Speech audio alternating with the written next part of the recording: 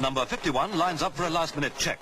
In a few hours, this car will be off on a grueling 7-day rally over 2,500 miles of anything from mud tracks to motorways. That's why rallyman Paul Easter must have confidence in those brakes. Safety first, and he knows it.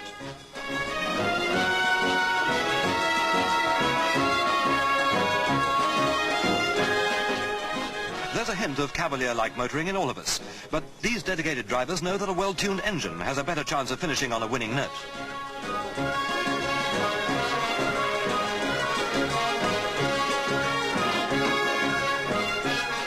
There's more to rallying than painting a number on the family saloon, so wipe out any romantic ideas right away, because rallying is sport that takes skill, courage, and lots of cash. Headlights must be spot on, so a special meter is used to get them fractionally correct. Last-minute relaxation? There just isn't any for the driver who knows his ability is only as sound as the car he's driving. There's just one final check before the starter's flag drops. Works teams with their fleet of travelling mechanics can't afford a burst tyre. That's the sort of mishap which loses rallies and reputations.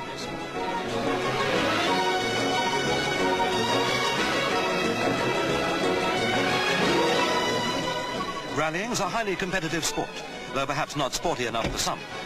Motor manufacturing giants gamble thousands on sponsoring a winning team, which makes victory even more remote for the drive for fun private entries. But everyone has high hopes when dawn heralds a ceremonious start to the coming week's excitement and drama.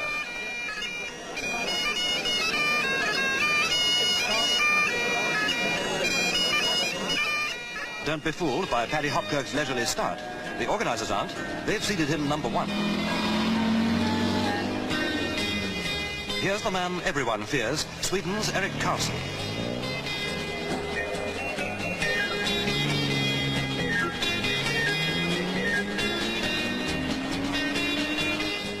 It's not speed, but safety that matters on the open road. British rallies demand an average of around 30 miles an hour from every driver, and anyone going well above this is penalised heavily.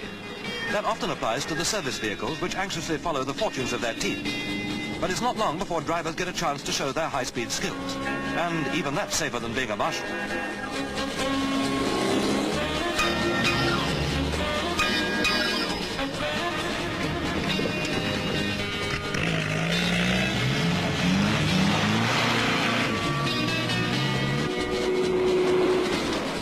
Special speed sections on enclosed land are real punishment for man and motor. A set of tyres may be useless after this rough treatment. And all the time the driver must urge that extra ounce of speed from his roaring engine. And after that, there's still another 2,000 miles ahead. Another checkpoint, round the next bend, and there's just time for a breather and a refill. Come on, Paddy, pay up and be on your way.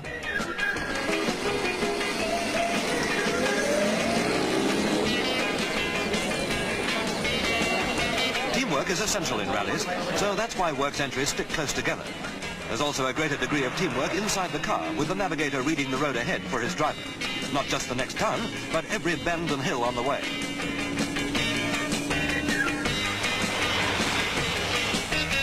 There's Pauline Mayman in Lucky 39, keeping up the feminine challenge.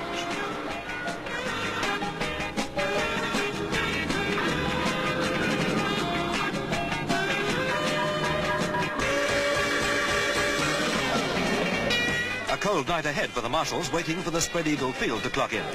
Each driver stops just long enough to stretch his legs, and as Finnish ace Timo Mäkinen moves off, Karlsson arrives, complete with Davy Crockett hat. Another famous face behind the wheel, Pat Moss following close on the tail lights of husband Erik Karlsson.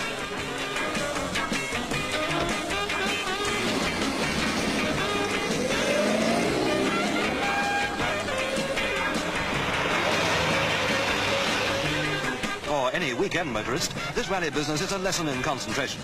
Many partnerships spend weeks doing reconnaissance trips over the rally route because it's only thorough knowledge of what lies ahead which keeps those victory hopes ticking over.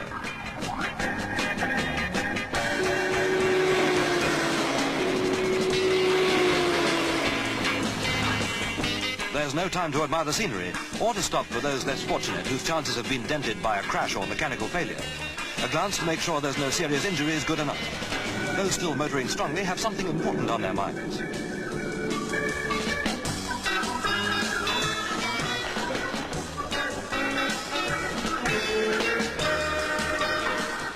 where all drivers and mechanics learn the truth.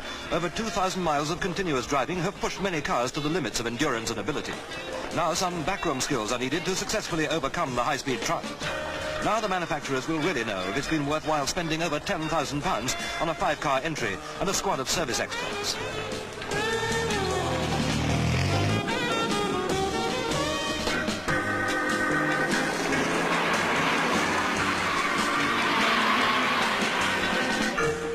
This sort of thing affects you, the ordinary motorist. You get the long-term benefit of this high-powered spectacle with the new tyres and engine modifications developed in rallies.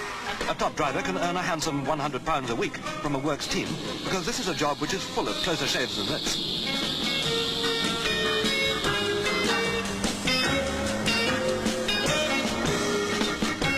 The tension is off, but the driver must still be kept alert.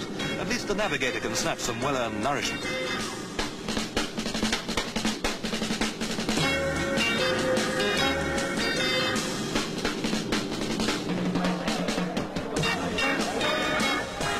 It's all over, and that familiar driveway of eager spectators is a welcome sight to those who left it 7 days and 2,500 miles ago.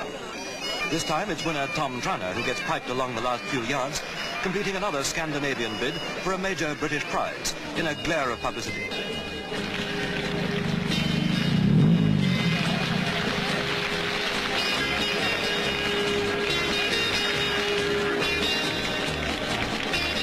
Next month, many of these motoring cavaliers will be doing it all again. Same cars, same thoroughness, same mileage, just a different country. But all they want to do now is sleep.